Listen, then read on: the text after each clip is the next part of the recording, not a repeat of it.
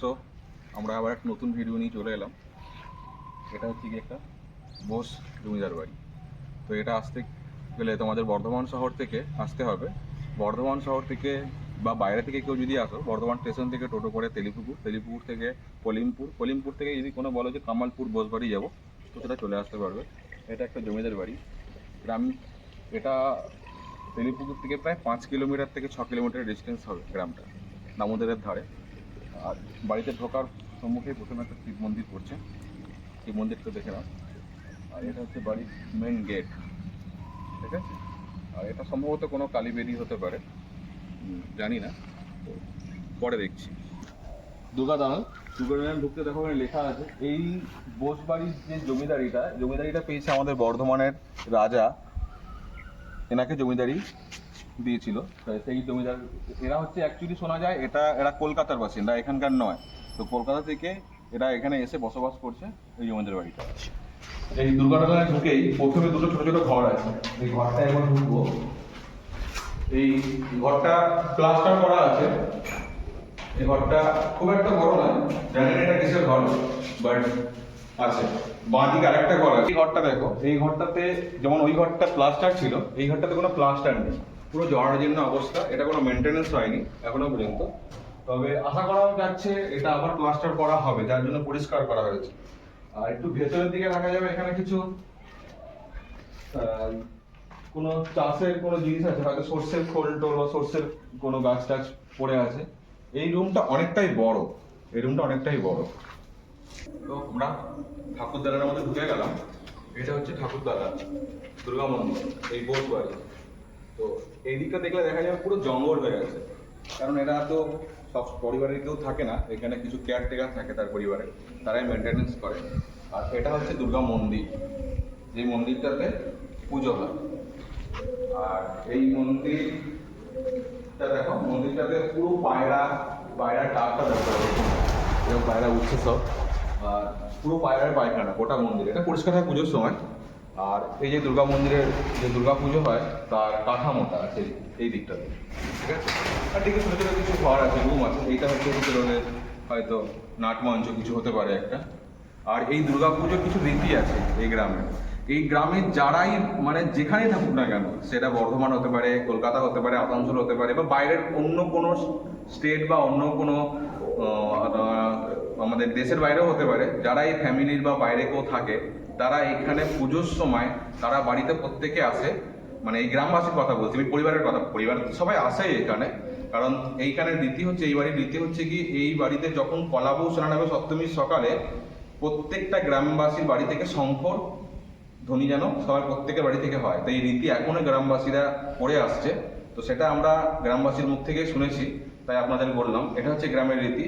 আর এই যে জায়গাটা দেখতে পাচ্ছেন পুরো জরাজীর্ণ জায়গাটা, এই জায়গাটা পুরো একদম আলোয় পুরো সাজানো হয়ে যায় দুর্গাপুজোর 5টা দিন, ষষ্ঠী থেকে দশমী পর্যন্ত। এই বাড়ির যেখানেই থাকুক বংশধররা প্রত্যেকে এখানে এসে উপস্থিত হয় এই পুজোতে, ঠিক আছে। তো আমরা এই পিছনে আরো কিছু দালান রয়েছে, সেগুলো আমরা দেখবো। তো এইটা ঠাকুর দালানের ভেতরে যাওয়ার যে রাস্তা, এসে দেখি কি আছে ভেতরে। আমরা পুরো পুরনো, প্রায় 200 থেকে 250 বছরের পুরনো এই বাড়িটা দেখো, বিরাট বাড়ি। ওইদিকে তো দেখালাম, বিরাট বাড়ি। এইটা হচ্ছে নারায়ণ মন্দির, ভগবান শ্রী নারায়ণ মন্দির। শোনা যায় এই নারায়ণ মন্দিরে কয়েক বছর আগে কয়েক হাড়ি স্বর্ণমুদ্রা পাওয়া গেছিল, তো যেটা চুরি হওয়ার কারণে এখানে প্রচুর নিয়ম আছে বাইরের টুরিস্টরা কেউ ভিডিও করতে এলে। তো আমরা বাড়িতে যারা কেয়ারটেকার আছে তাদের কাছে পারমিশন নিয়ে ভিডিওটা বানাচ্ছি। তো ভিডিওটা তো বলে দিলাম, এটা হচ্ছে জাগ্রত নারায়ণ মন্দির। প্রত্যেক দিন নিত্য সেবা হয়, এখানকার ব্রাহ্মণ আছে, ব্রাহ্মণ পুজো করেন এখানে এসে। তো মন্দির বন্ধ, তাই দেবতাকে দেখাতে পারলাম না। আর এই মন্দিরের কথা তুলসী বলছে, আমরা ভেতরে যাবো আরো। বাড়িটা এই দিকের পোর্শনটা পুরো ভেঙে গেছে, এখানে কেউ থাকে না। সামনের পোর্শনে কিছু পরিবারের লোকরা থাকে, যেখানে ওরা পুজোর সময় আসে। এই বাড়িটা ভেতরে ঢুকবো, আমরা দেখবো, দেখার চেষ্টা করাবো তোমাদেরকে, দেখানোর চেষ্টা করবো যে এই বাড়িটার ভেতরে কি কি ছিল। আমরা সব জানি না, তবু দেখানোর চেষ্টা করছি। একবার সঙ্গে আসো, সাবধানে আসবে। হ্যাঁ, ভেতরে কি আছে কি জানি না। বাড়িটা দেখো কি দারুণ, পুরো একদম ওপর থেকে নিচ পর্যন্ত সব লতিয়ে আছে। হ্যাঁ একটু অনেক আছে। এই সময়টা এমন একটা সময়, প্রায় সন্ধ্যা হয়ে এসছে। দেখো একবার চারিদিকে পরিবেশটা, তো সন্ধ্যা হয়ে গেছে। তাই এখানে ঢোকার চেষ্টা করছি, এসে দেখা যায় কি পাওয়া যায়।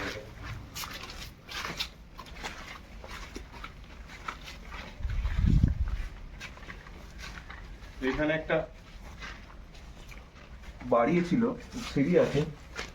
এই সিঁড়িটা অন্ধকারে ওঠা যাবে না, এখন দেখতে পাচ্ছি না আমি সিঁড়িটা, একবার চেষ্টা করবো ঢোকানো। এই সিঁড়িটা, এটা হচ্ছে সুড়ঙ্গ সিঁড়ি। এটা এখন পুরো অন্ধকার, কিছু দেখা যাচ্ছে না, তবু চেষ্টা করছি দেখানোর সামনে থেকে আমরা।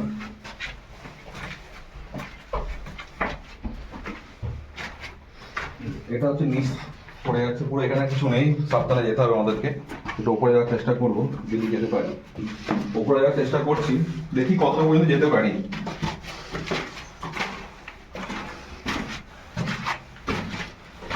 তো সিঁড়িটা এখানেই শেষ, আমার যাওয়ার কোনো রাস্তা নেই। তো এখানে আমার নিচ থেকে দেখতে প্রচন্ড ভয় লাগছে, অনেকটা নিচু, প্রায় আমরা 3 তলার উপর উঠে এসেছি। তো এখান থেকে পুরো বাড়িটা দেখা যাচ্ছে, পুরো ভেঙে গেছে।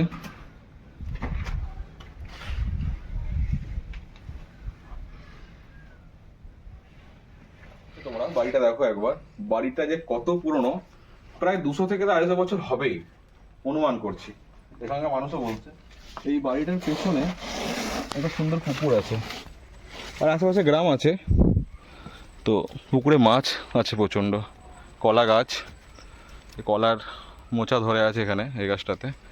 আর এদিকটাতে পুরো দেওয়ালগুলো দেখো, দেওয়ালগুলোতে কিছু নেই আর। একটা আলাদা রুম, তো এটা ঢোকার চেষ্টা করছি, দেখানোর চেষ্টা করছি এর ভিতরে কি আছে। ভেতরে প্রচণ্ড জঙ্গল, মানে ভয় লাগে যায় রীতিমতো। প্রায় সন্ধে হয়েছে, প্রায় 6টা বাজে। তো ভয় লাগছে, বুঝতেই পারছো কিসের ভয় লাগছে। তো যার কারণে একটু ভয়ে ভয়ে ভিডিওটা করছি, শুধু তোমাদের দেখানোর জন্য। আর অনুরোধ রইল, ভিডিওটাকে পুরো দেখো, তাহলেই বুঝতে পারবে। এই একটা ঘর, ছাদ নেই, খোলা আকাশ, পুরো ছাদ একদম খোলা। আর নিচে কিছু জিনিস দেখাই আমি তোমাদেরকে। এখানে কিছু দেখো মদের বোতল, এই সব নানা রকম মদ বিয়ার এসব পড়ে আছে। শুনেছিলাম যে এখানে গ্রামের ছেলেরা বাইরে বাইরে থেকে এসে সব আড্ডা মারে, তো তারাই হয়তো এরা এইসব কীর্তি করে। দেখো জায়গাটা পুরো নোংরা করে রেখেছে, এমনিতেই নোংরা, তার মধ্যে ওদের জায়গা, ওটা ওটা আড্ডার জায়গা হয়ে গেছে একমাত্র, এত ভেতরে ভাবো তাহলে। ওইদিকে ঘোরানোর চেষ্টা করবো, দেখাচ্ছি তোমাদেরকে।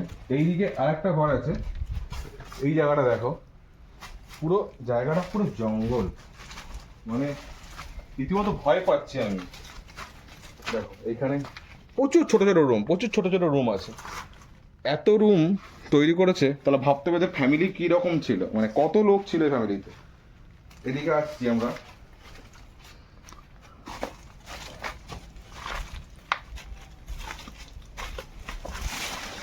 এইদিকে একটা আরো রুম আছে, কিন্তু এখানে ঢুকতে পারবো না, এই জায়গাটার অবস্থা খুবই খারাপ, জঙ্গলে ভর্তি, তাই দেখাতে পারবো না। তো দেখে নাও, এত রুম।